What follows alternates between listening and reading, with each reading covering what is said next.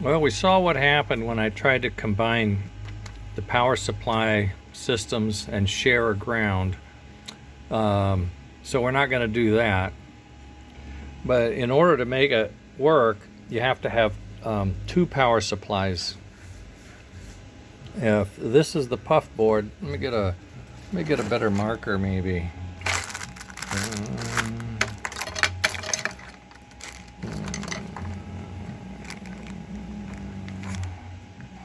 Hold on. There we go.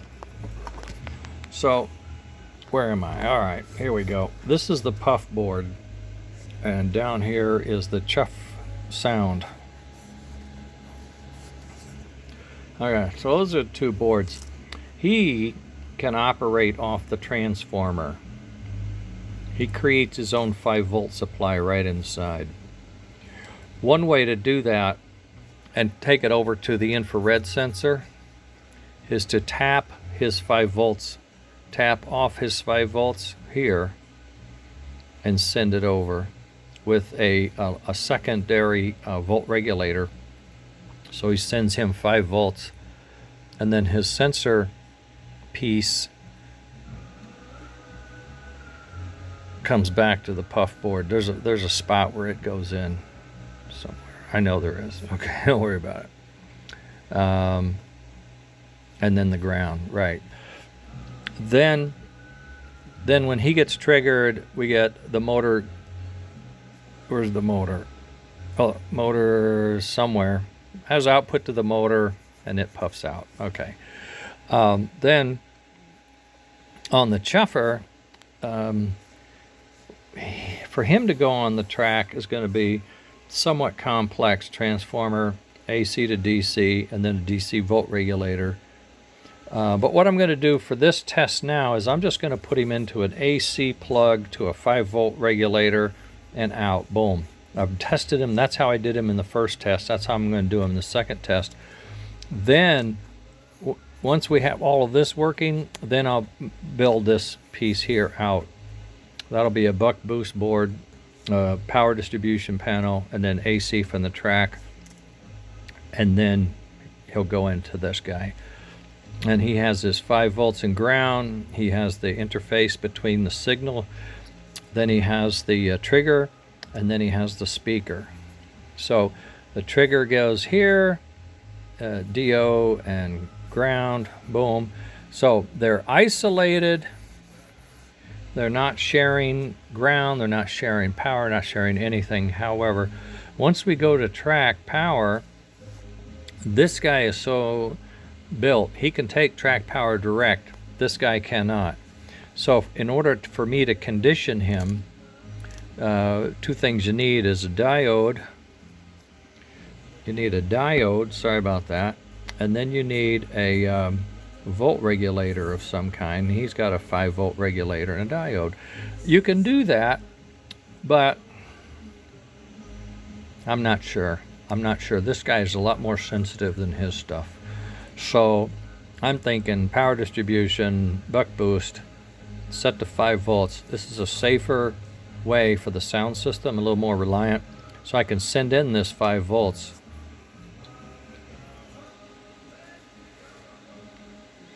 I'm just thinking, could I send this 5 volts and jump it into this guy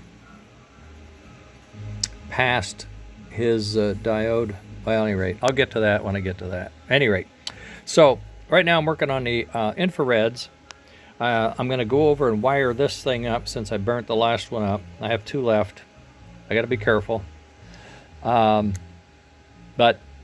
to mount these boards, I built that really fast piece, and it was a little iffy. So I worked a little bit this morning on a better part, knowing everything I had to do. I had to increase the space here for the back half of these pins because they have sticky outy parts. They need to have space for that, space for clearance. So it would mount like this, one on either side. I beefed it up, and I also slotted the holes, and I added a little strengthener here. just to give this a little more robustness. And I'm building it in medium quality. The first one was built in fast, so it was like very thin, very hollow. This one's going to be about, I don't know, 50% fill, so it's going to be a lot stiffer. Also, I put in a recess so I can press in the brass threaded inserts there to hold the sensor, and build this out. And then this sticks out, and this is not a functional piece, it's too big, right? But I'm thinking I can use that when I get my real sensors, or what I think is going to be the final sensor. I can squeeze it in so that it fits, and then just build a small PC board to convert and get the power for the other pieces. One thing I don't have answered yet is what is the tether, what is the link between the engine and the tender going to look like? Where am I going to put the power conditioning? What am I sending forward? What am I sending back? Where's the sound system going to reside?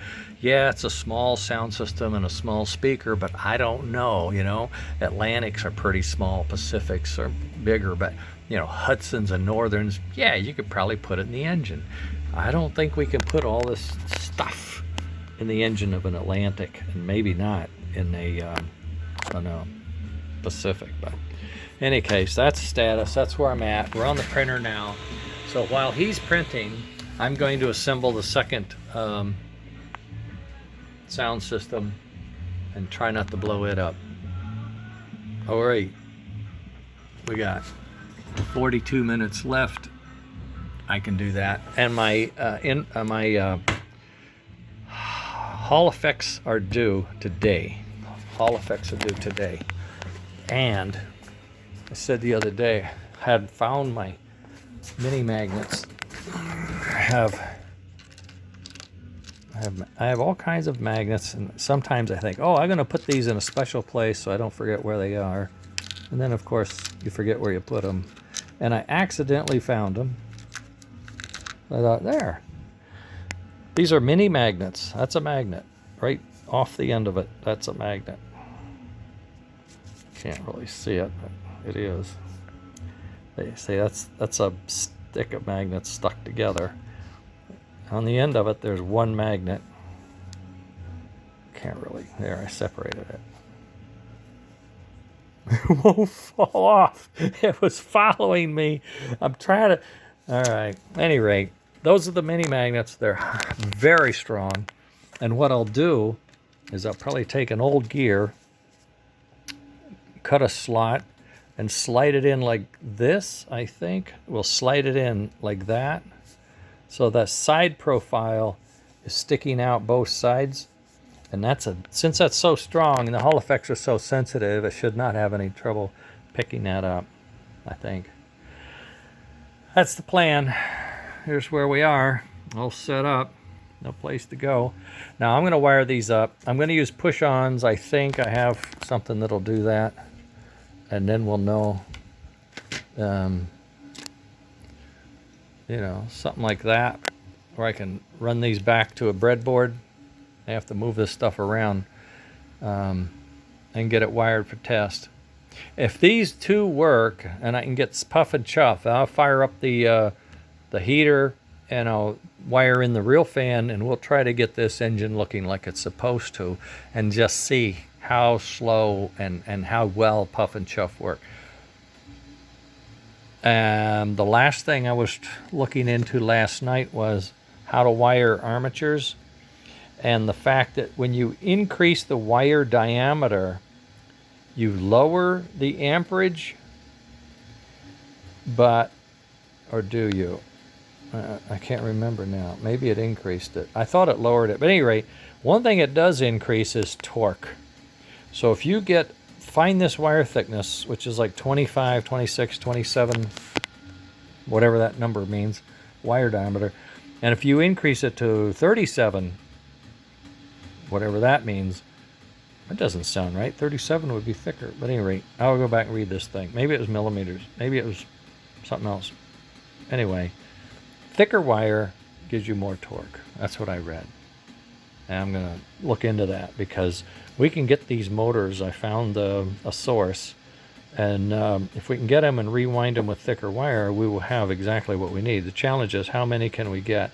And eventually, 50 years from now, we're going to have to be building our own, but who knows what's going on by then. I got 2 of these guys ready to go. I got to build 2 more.